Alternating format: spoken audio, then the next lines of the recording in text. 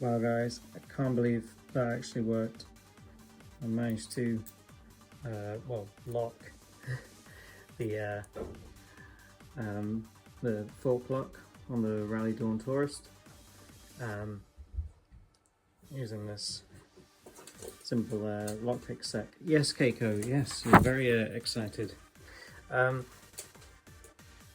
So next stage will be to click it down. So next stage will be to unscrew this, and then that will allow me to extract the barrel. Hopefully there's a number on it, and I can get a key made that matches the number on the inside of the barrel.